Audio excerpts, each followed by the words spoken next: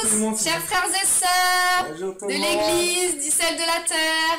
Eh ben, on est ravis de vous retrouver ce matin depuis notre salon donc à Ollainville, la famille Juju au complet. Voilà, bah, c'est vrai que comme disait Didier la semaine dernière, c'est une situation carrément inédite, hein, mais quelle que soit la forme, la façon dont on est, que ce soit depuis notre salon, le plus important effectivement c'est de louer le Seigneur ce matin ensemble et on veut se réjouir avec vous. Alors vous êtes peut-être encore en pyjama, hein. Bon nous on a fait l'effort, vous avez vu, hein. Vous êtes peut-être encore dans votre lit, avec le décalage. Voilà, mais en tout cas on est heureux de vous retrouver. Et ce que Dieu veut ce matin, c'est quoi? Qu'est-ce qu'il veut ce matin, Dieu? Louer. Il veut notre cœur. Il veut notre cœur. Ce matin, Dieu veut notre cœur, exactement. Nous sommes donc enfants de Dieu, n'est-ce pas? Oui. On est enfants de Dieu. Oui. Nous sommes disciples de Jésus. Alors on imagine là qu'on est dans la barque, d'accord? Là on a une barque. Et donc on a Jésus. Il est où Jésus? Jésus il est là. On va lever la barque. Et ça c'est toi. Qui que tu es? Tu es là, à côté de Jésus. D'accord. La parole de Dieu, elle nous dit que Dieu, il est vivant. C'est vrai ça? Vrai. La parole de Dieu nous dit que Dieu a toujours existé. Ça c'est vrai. Il est l'alpha et l'oméga. C'est vrai. Il est le commencement et la fin. C'est vrai. Donc quand tu es dans la barque avec Jésus, tiens la barque. Tiens la barque. Quand la mer est calme, Dieu est bon. Quand l'orage est menaçant, Dieu est bon. Quand l'eau est claire, Dieu est bon. Quand l'eau est trouble, Dieu, il est quand même bon. Et bien c'est ce qu'on veut dire ce matin, que Dieu est bon en tout temps. Quelle que soit, oui, même quand il y a la tempête, dit Martin, quelles que soient les circonstances de nos vies, Dieu est bon. Et c'est ce qu'on veut dire ce matin, et c'est ce qu'on va proclamer ensemble, que Dieu est bon.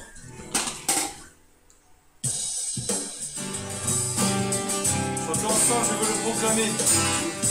Tout le monde connaît ce chant? On va chanter Je chante car tu es bon. Amen.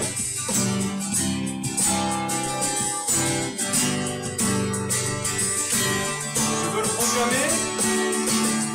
Je veux le proclamer du sommet des montagnes. Ta grâce est sans limite, ta bonté sans égale, ta tendresse m'envahit, ta bonté me poursuit, ton amour m'émerveille.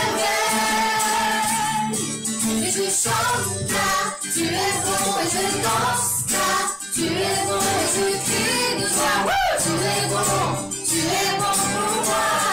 Et je chante car tu es bon et je danse car tu es bon et je crie de joie. Tu es bon pour moi. Tu es bon. Oh, tu es bon. Tu es bon Seigneur ce matin. Tu es bon. Oh, je veux le proclamer. Amen.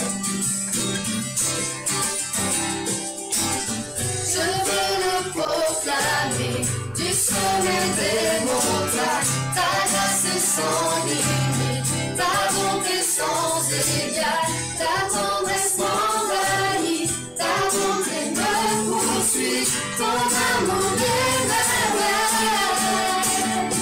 Et je chante car tu es bon et je danse car tu es bon et je crie de joie. Tu es bon pour moi. Et je chante car tu es bon et je danse car tu es bon et je crie de joie. Tu es bon pour moi. Dansez ensemble. On danse Seigneur pour toi. On danse ensemble. On sait que tu es bon. Alléluia. Prenons ensemble, rien dans tout l'univers. Viens dans tout l'univers, notre foi ne se combat, mais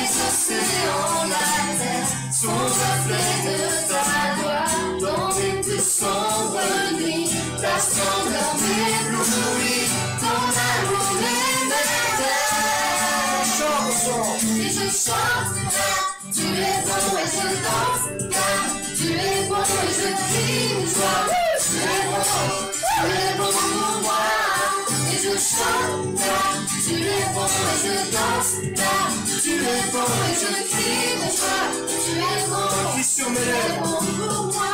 un cri sur mes lèvres, Ma vie te célèbre. Tu es bon, tu es bon. vent soleil, Vent soleil, oui, mon cœur te dit. Tu es bon, tu es bon.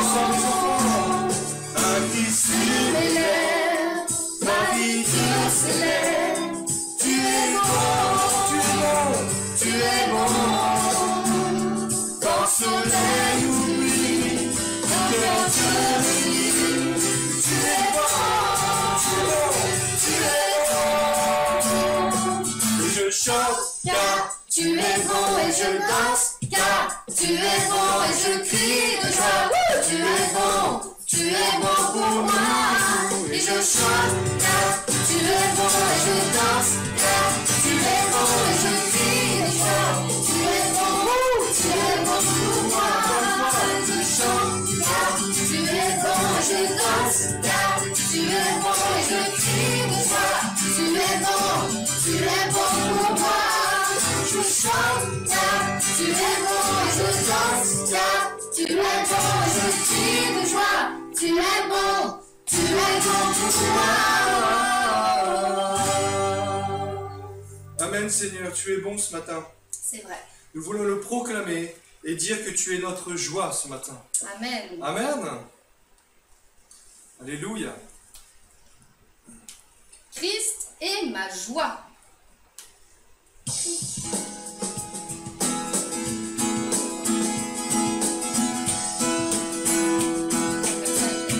Ensemble, tu es la lumière. Tu Tu es la lumière qui brille dans le noir. Martin. Oh, oh, oh. Martin, c'est tout. Tu es mon soutien, tu me donnes de l'espoir. Oh, oh, oh. Non, je n'aurai pas honte de proclamer toujours mon être. Je veux le déclarer. C'est ma joie. Christ est ma joie. Christ est ma joie. Non, je n'ai pas chanter par la Tu es la lumière. Tu es la lumière qui brille dans le noir. Oh, oh, oh. Mon soutien. Tu es mon soutien, tu me donnes de l'espoir. Oh, oh, oh. Non, Je n'aurai pas honte de proclamer que tout mon être, je veux déclarer. Christ est ma joie. Christ est ma joie. Christ est ma joie. Oh, je n'aurai pas peur de chanter, pas peur de crier. pourquoi me taire? Pourquoi me taire quand mon âme est accablée? Oh, oh, oh. En toi j'espère. En toi j'espère que tu ne failliras jamais. Oh, oh, oh. Je n'aurai pas honte de proclamer que tout mon être, je veux déclarer. Christ est ma joie. Christ est ma joie. Oh, je n'aurai pas peur de chanter, pas peur de crier. Ensemble, frères et sœurs, pourquoi me taire? Pourquoi me taire quand mon âme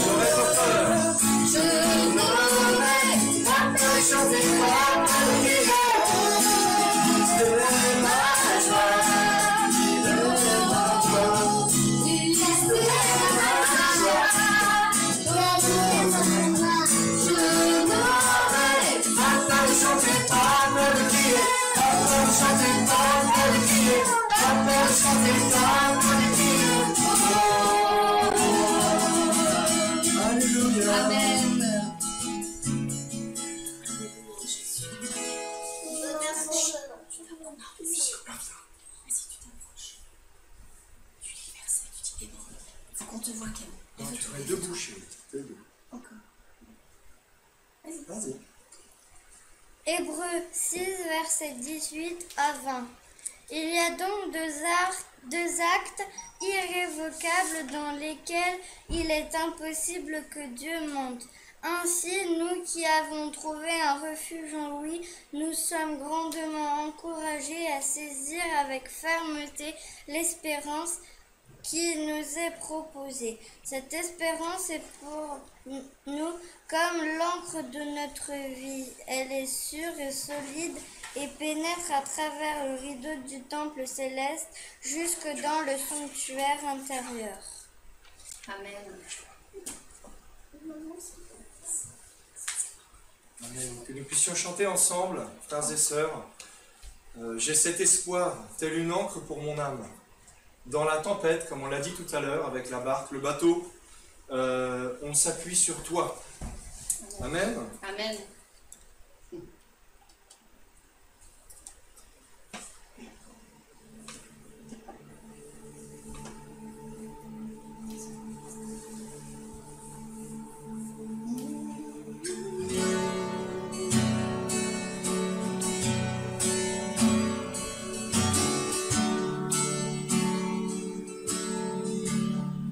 J'ai cet espoir,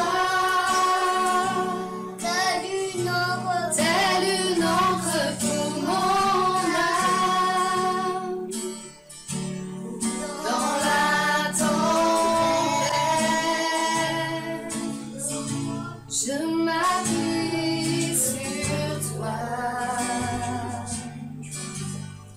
dans ton amour. Toutes mes craintes disparaissent en toutes choses. J'ai confiance en toi. Et notre espoir, Seigneur, mon espoir. Mon espoir est assuré à la croix. Tu as tout donné, tu nous as rachetés. Cet espoir est une encre pour mon âme, inébranlable est notre Dieu. J'ai cet espoir. J'ai Cet espoir,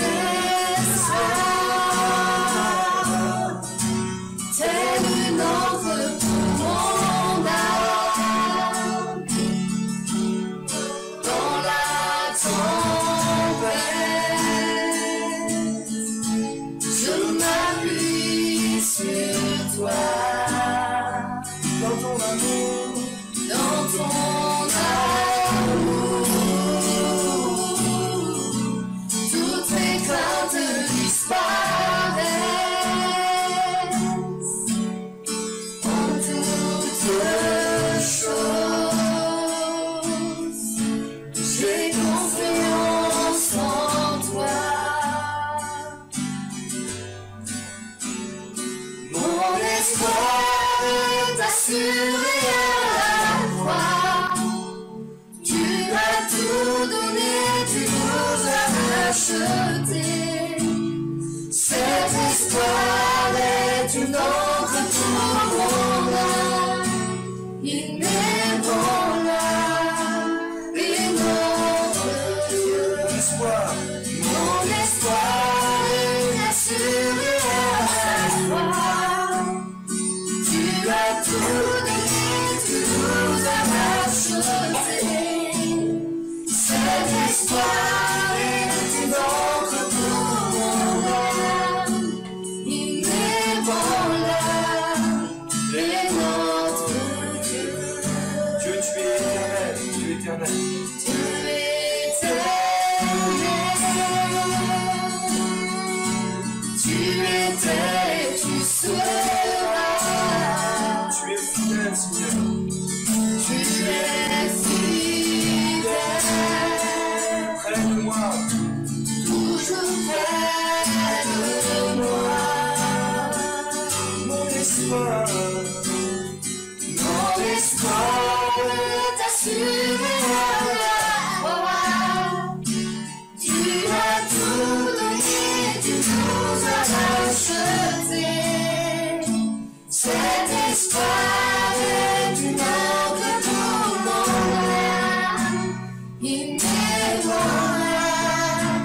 et notre Dieu.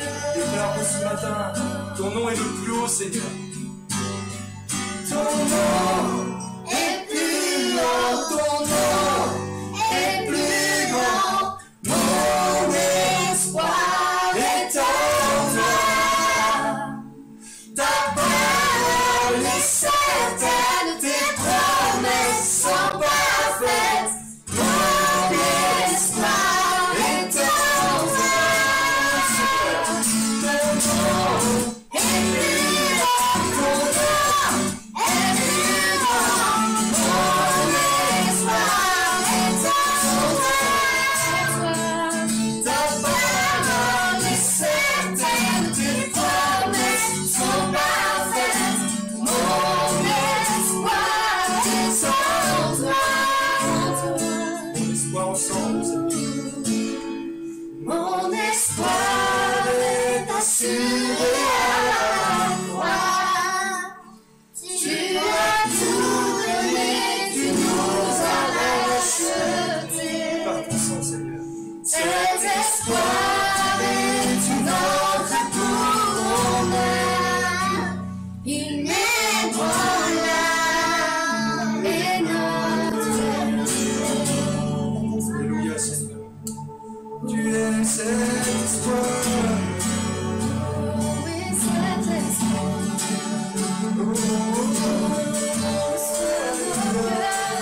Seigneur, Dis le nom ce matin.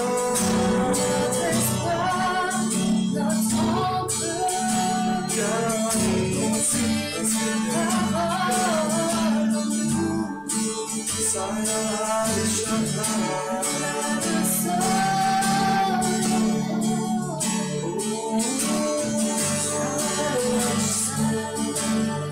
Sois élevé, Seigneur. Nous élevons ce matin des chants d'adoration. Là où nous sommes, là où nous nous trouvons, Seigneur. Entends nos voix, entends nos cœurs. Ils sont priés ce matin.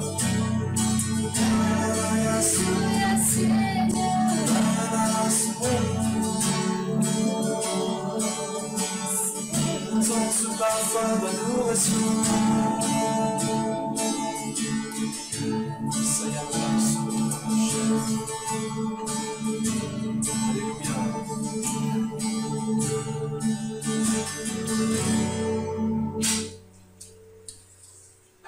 Bénis Dieu, Oh mon âme, oh mon âme, oh gloire à son saint nom. oh chante comme jamais. Oh mon âme, Je oh rends gloire à son saint nom. bénis Dieu mon âme. Bénis Dieu, oh mon âme, oh mon âme, Je rends gloire à son saint nom. chante comme jamais. Oh, chante comme jamais. Oh, mon âme, Je rends gloire à son saint nom. Je rends gloire, Seigneur. En gloire à son saint nom. Je rends gloire à son saint nom.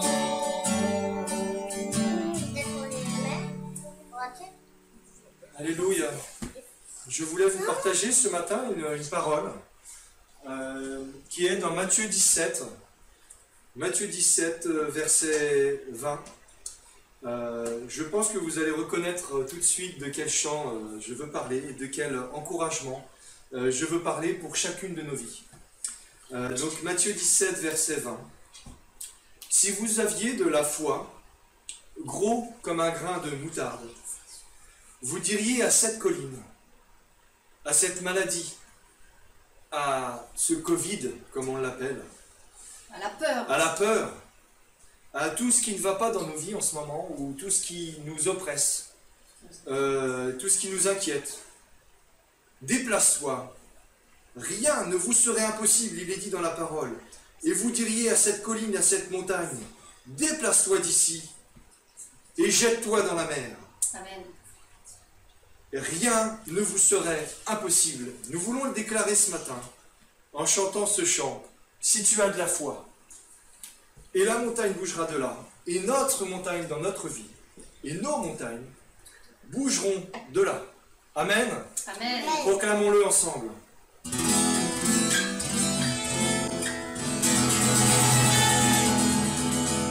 Si tu as de la foi, comme un petit grain de moutarde, ainsi parle le Seigneur. Si tu as de la foi, comme un petit grain de moutarde, ainsi parle le Seigneur. Qu'est-ce qu'on peut dire? Tu pourras dire à cette montagne, arrache-toi et jette-toi dans la mer. Tu pourras dire à cette montagne, arrache-toi. Je le dis par la foi. Si tu as de la foi, ainsi parle le Seigneur.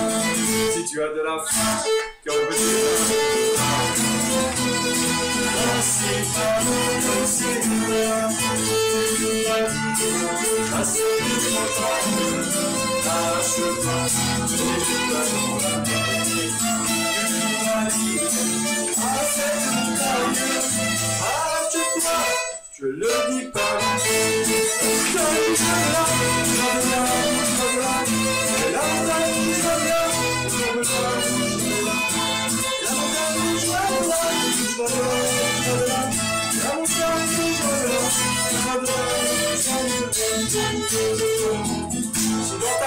Si dans ta vie, tes problèmes sont comme une montagne qui t'empêche d'avancer.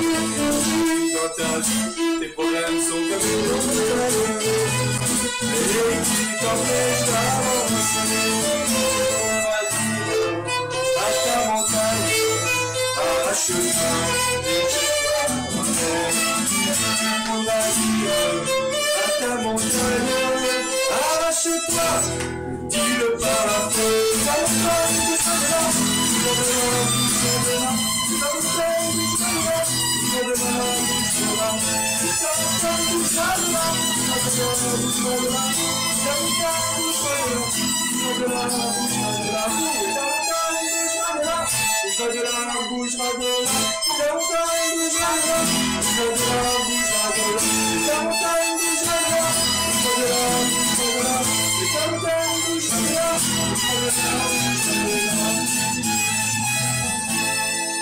Tu pourras dire à ta montagne, à cette maladie, à cette peur, arrache-toi et jette-toi dans la mer. Tu pourras dire à cette montagne, arrache-toi. Je le dis par la foi. Ta montagne,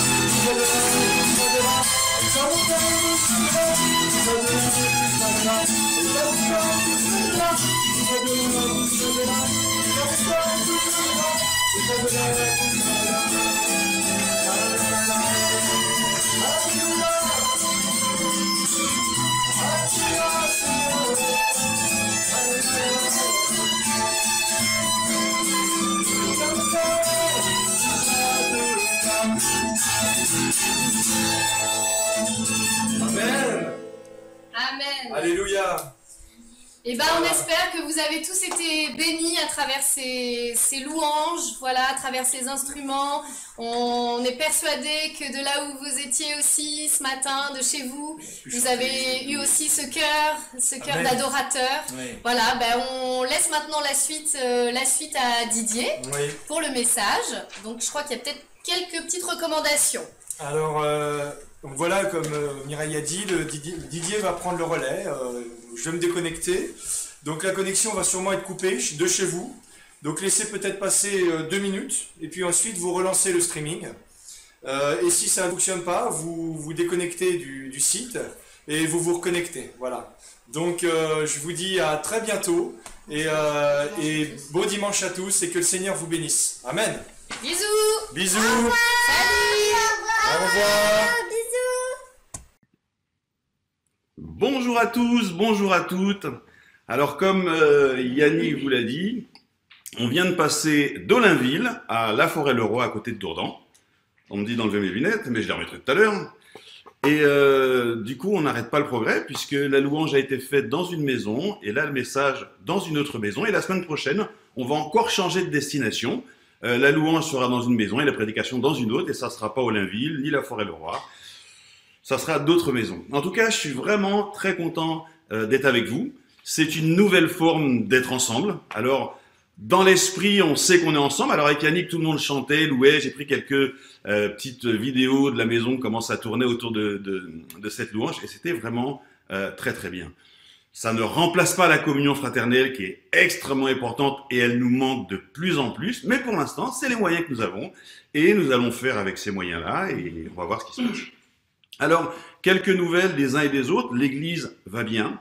On n'a plus de cas déclarés de Covid-19, j'ai failli dire 21, j'espère que c'est pas de Covid-19. Par contre, des proches, les proches de Yannick, des proches de la famille José sont encore touchés, mais des nouvelles que j'ai, il y a tout le monde est en voie de guérison, ça progresse dans le bon sens.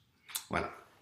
Alors, c'est la suite du message de la semaine dernière. Alors, la semaine dernière, je me suis fait laminer par tous les gens de ma famille qui m'ont dit que je ne savais pas parler à une caméra, que je devrais regarder les youtubeurs pour apprendre ce qu'il faut faire avec des proches et pas proches, des plans. On n'en est pas encore là. En plus, on doit se débrouiller tout seul. Mais en tout cas, je suis un peu moins crispé parce qu'ils étaient tous autour de moi là. Et j'ai moins l'impression de parler à une machine. Je parle à des gens. Et voilà. Donc, j'espère que ça sera un peu mieux. Voilà, donc la semaine dernière, on a commencé un message et vous vous souvenez, j'ai commencé par dire, et c'est vrai, on en parle tous, non seulement les pasteurs, mais les uns et les autres qu'on s'appelle, nous sommes en train de vivre un moment absolument exceptionnel. Un moment, peut-être qu'il y en a eu très peu dans le monde, des moments comme ça. Et il nous est donné de vivre cet instant. Alors, évidemment, c'est tragique, le nombre de décès, mais notre monde, à la sortie de ce confinement, ne sera plus le même, plus celui qu'on a connu. Les gens vont être complètement bouleversés dans leur façon de penser, dans leurs croyances, dans leurs valeurs, dans ce qu'ils tenaient pour acquis. Et globalement, on va trouver des gens pas mal différents. Alors, je parlais avec un de mes amis qui est aussi historien, professeur d'histoire et passionné d'histoire évidemment, qui me disait que et chrétien et pasteur, qui me disait que après chaque gros bouleversement, alors ça bouge autour de moi, s'il vous plaît, asseyez-vous tous, merci. Après chaque gros bouleversement, ce qui se passe souvent, c'est qu'il y a un réveil. Ça s'est vérifié après la Deuxième Guerre mondiale. Ça s'est vérifié après la Révolution française, alors ça, en ce qui concerne la France, mais dans l'ensemble des pays, lorsqu'il y a des gros bouleversements, derrière, il y a un réveil. Pourquoi ? Moi, je me l'explique que de deux façons. C'est que la première, lorsqu'il y a un grand mouvement, qui soit une catastrophe ou quelque chose de politique, changement de gouvernement profond, de république, ou une pandémie comme celle que nous sommes en train de vivre, les gens, du coup, tout ce qu'ils prenaient pour acquis ne l'est plus forcément. Et on se remet à réfléchir, à penser, et Dieu profite de cette occasion à travers ses enfants, à travers des personnes qu'il missionne pour venir apporter de l'espoir s'il y a besoin de l'espoir, on en parlait la semaine dernière, mais aussi pour venir répondre à des questions et aussi pour pouvoir partager l'amour de Dieu. Et ça, c'est extrêmement important. Alors, vous savez, chacun d'entre nous, c'est aussi quelque part un privilège de vivre dans un moment pareil au niveau mondial. Ça veut dire que quelque part, Dieu va nous missionner. Et Dieu s'attend à nous pour quelque chose de précis.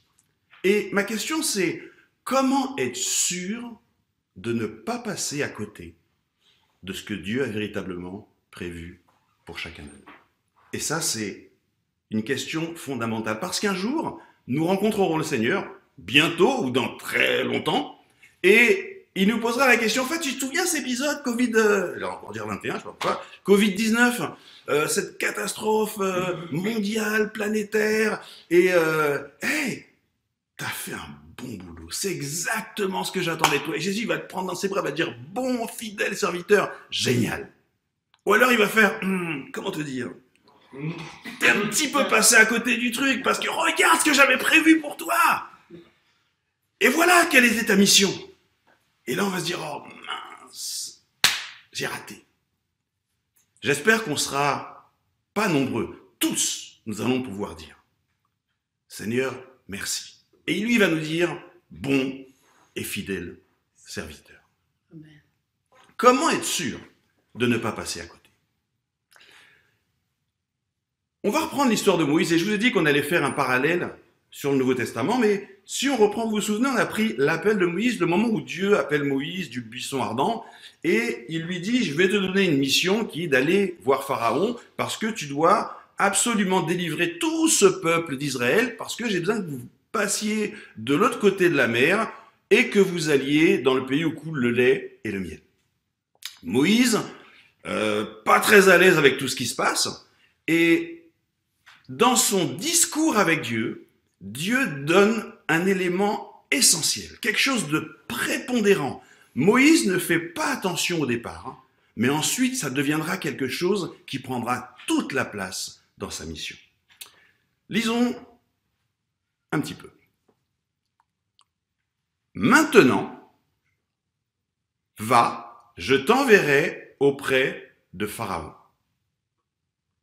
Et tu feras sortir d'Égypte mon peuple, les enfants d'Israël. Moïse dit à Dieu, et là, comme nous tous, mais qui suis-je pour aller vers Pharaon et pour faire sortir d'Égypte les enfants d'Israël?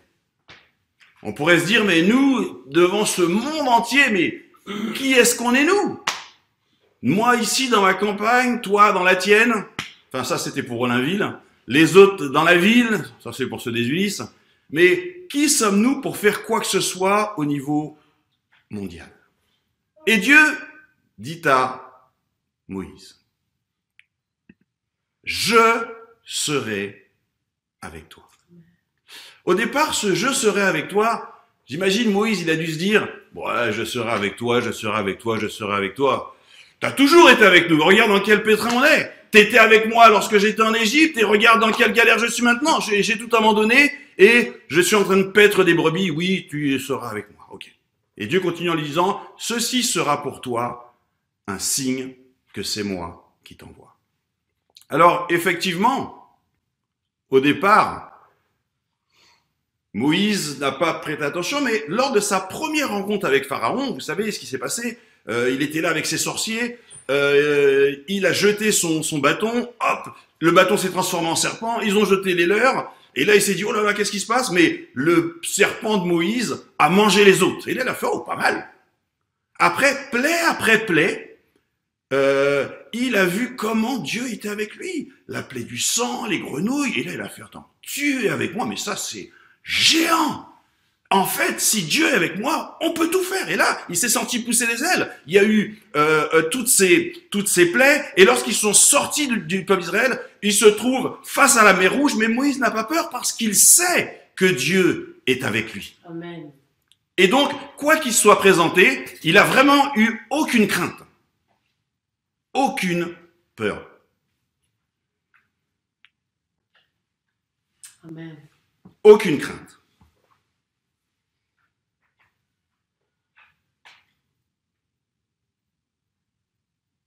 Après, il y a eu d'autres épisodes. Il est arrivé à Mara, pareil.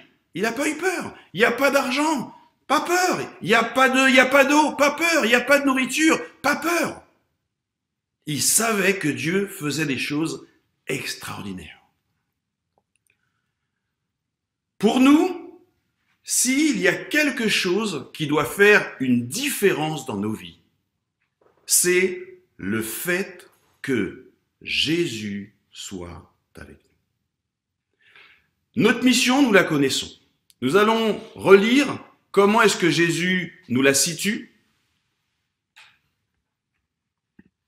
Tout pouvoir m'a été donné dans le ciel et sur la terre. Faites de toutes les nations des disciples, les baptisant au nom du Père, du Fils et du Saint-Esprit. Et enseignez-leur à observer tout ce que je vous ai prescrit. Ça, on le connaît par cœur. On le connaît par cœur. Mais Jésus ne s'arrête pas là. Vous savez ce qui suit? Il dit, et voici, je suis avec vous. La mission que Dieu a donnée à Moïse, il lui a dit, je serai avec toi. Jésus missionne ses disciples et il fait la même promesse. Je suis avec vous. Et il précise, tous les jours, jusqu'à la fin du monde. Je suis avec vous tous les jours, jusqu'à la fin du monde. On aurait pu croire que c'était pour les disciples seulement, mais non. Pas parce que eux, ils n'ont pas vécu jusqu'à la fin du monde. Et Jésus la disait qu'il allait être personnellement avec chacun de ses futurs disciples jusqu'à la fin du monde. Lorsqu'on prend ce récit raconté par Marc, il apporte une petite précision que peut-être beaucoup d'entre vous n'ont pas prêté attention. Dans Marc, il est dit, le Seigneur, après leur avoir parlé, fut enlevé au ciel. Et il s'assit à la droite de Dieu. Mais c'est pas tout. Et ils s'en allèrent partout. Pourquoi faire? Pour prêcher l'évangile, n'est-ce pas? Et, dites-moi si vous connaissez la suite de ce passage. Et le Seigneur travaillait avec eux et confirmait sa parole par des miracles qui l'accompagnaient. Je crois que c'est prépondérant. Et ce qui fera véritablement la différence, ce qui fera que nous réussirons notre mission ou non, ce qui fera que Dieu nous dira bon et fidèle serviteur ou non, c'est combien est-ce que nous aurons été conscients de la présence personnelle de Jésus avec chacun de nous. Et je crois que c'est prépondérant. Pas juste le fait de savoir Dieu est partout, Dieu est avec nous tous, Jésus est avec nous jusqu'à la fin du monde. Combien est-ce que c'est vrai pour toi personnellement? Et là-dessus, j'aimerais te suggérer quelques petites choses. Il faut que je me remette mes lunettes pour voir l'heure qu'il est. Il est 14. J'aimerais te suggérer 4 choses qui feront que tu ne passeras pas à côté de ce que Dieu a préparé pour toi dans ces temps-là. La première, c'est prends un temps de conversation avec Jésus. Tu as noté que je n'ai pas dit un temps de prière, de conversation. Quelquefois, nos prières peuvent être juste quelque chose de religieux, même si on ne se prend pas pour quelqu'un de religieux. C'est quelque chose de rituel, on se met dans une certaine position, certains prennent une sorte de forme de voix, et puis on y va, on prie, Seigneur merci, on prie, on peut prier très très longtemps. Mais croyez-moi, si on retourne à Moïse, Moïse a passé beaucoup de temps avec Dieu. Pas juste à prier, mais à converser avec Dieu. Vous savez, lorsqu'il allait sur la montagne, il leur disait « Hey, Seigneur, le peuple, regarde comme il est, etc. » Il parlait avec Dieu. C'est tellement vrai que Aaron et sa sœur, elles priaient dans le temple, etc. Et Dieu leur a dit une fois, vous savez, vous, ok, mais avec Moïse, on se parle face à face. On se parle face à face. On a vraiment besoin d'entrer dans cette conversation avec Dieu, avec Jésus, qui est avec nous. Soyons conscients qu'il est avec nous. La deuxième chose que je vous suggérais, qui va dans le même sens, prenez le temps d'écouter Jésus. Il a vraiment des choses à vous dire. Il a des choses à nous dire, des choses à nous montrer. Vous savez très bien que Dieu parlait à Moïse, et Moïse écoutait, et Moïse transmettait au peuple. Donc, il écoutait la voix de Dieu. Émile nous a fait tout un message là-dessus, comment entendre la voix de Dieu. Et je crois que c'est important que nous prenions le temps de nous positionner pour écouter ce que Jésus a à nous dire. Et croyez-moi, il a beaucoup de choses à nous dire et à nous montrer. Lorsque Jésus était sur terre, il a été le modèle de tout ça. Rappelez-vous, il disait toujours, « Mon Père m'a montré des choses. » Et il va m'en montrer encore pour que vous soyez dans l'étonnement. Donc, il y avait vraiment une interaction entre Jésus et son Père. Et Jésus est avec nous pour qu'il puisse y avoir aussi cette interaction. On lui parle, on lui soumet des choses, on lui propose des choses, on l'écoute nous en proposer d'autres. Et de cette façon, il y a une relation qui fonctionne dans les deux sens et qui s'installe. On en a vraiment besoin. La troisième chose, nous l'avons lu tout à l'heure, Jésus souhaite travailler avec nous. Et beaucoup trop souvent, nous travaillons seuls. Nous prions et nous allons faire notre travail. Nous devons être conscients que Jésus veut travailler avec nous. Et vous savez quoi? Le premier travail qu'il veut faire, il veut le faire sur nous. Jésus veut travailler en toi. Et tu verras, dans les discussions que tu auras avec lui, les premières choses qu'il va te faire, c'est te révéler qui tu es, toi. Et il va te parler de toi. Il va te montrer des choses de toi que déjà tu les connais et que tu n'aimes pas, mais en travaillant avec toi, il va t'aider à améliorer un certain nombre de choses, jusqu'à ce que tu puisses avoir la meilleure version de toi-même. Le temps avec Jésus va vraiment nous être profitable lorsque nous en sommes vraiment conscients. Et la dernière chose, c'est que Jésus va travailler avec toi. N'arrêtons pas de le dire, sorti de cette crise, l'Église aura un rôle à jouer. Tu auras un rôle à jouer. Tu as une mission. J'ai une mission. Elle se trouve dans l'Église, elle se trouve à l'extérieur de l'Église, avec mon voisinage et avec tous ceux qui sont autour de moi. Si nous nous attendons à Jésus, alors il va œuvrer. Il va œuvrer lorsque nous allons parler, lorsque nous allons encourager les gens, lorsque nous allons donner de l'espoir, lorsque nous allons partager l'amour de Jésus. Lui viendra testifier que cette parole est vraie dans le cœur des personnes. Aussi, Dieu, et nous allons en avoir besoin, va nous inspirer pour tout ce que nous allons devoir faire.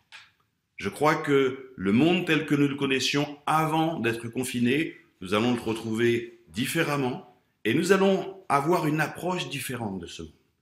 L'Église va devoir se réinventer également pour pouvoir apporter amour, espoir et pour pouvoir partager l'amour de Jésus, peut-être d'une nouvelle manière. Et ça se passera aussi au niveau personnel. Alors que nous sommes confinés, prenons le temps peut-être de redécouvrir Jésus. Prenons au sérieux ce « je suis avec vous » tous les jours. Prenons-le au sérieux.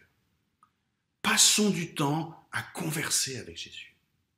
Passons du temps à l'écouter. Laissons-le travailler dans nos vies, produire le fruit de l'esprit. Et alors que nous sortirons travailler, nous travaillerons avec lui. Amen. Merci pour cet amen, Fernanda. On va continuer à travailler ou à avoir une relation à travers des écrans, à travers des portables.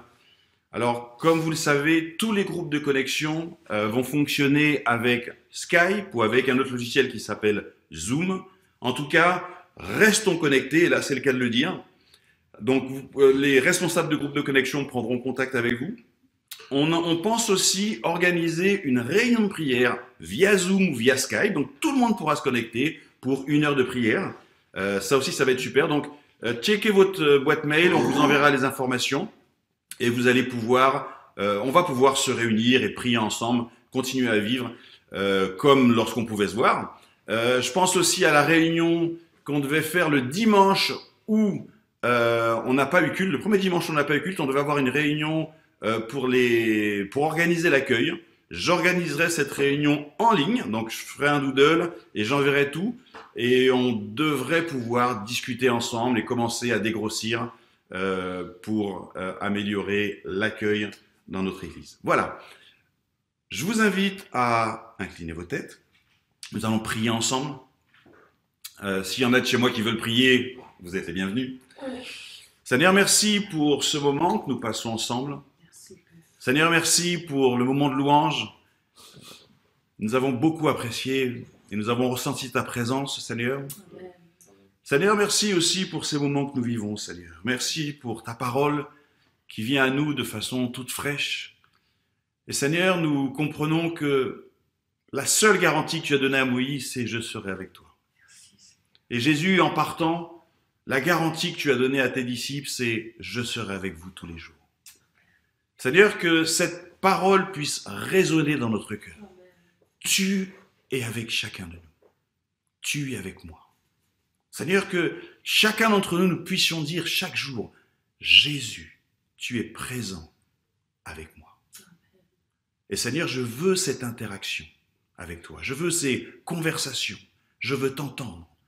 Seigneur, je veux travailler avec toi. Travailler sur moi et travailler à répandre ton évangile partout où je vais. Seigneur, nous voulons te présenter la situation que nous vivons également, Seigneur. En tout premier lieu, nous voulons te remercier pour les dirigeants de ce pays et pour les décisions qu'ils prennent pour éradiquer ce virus, Seigneur.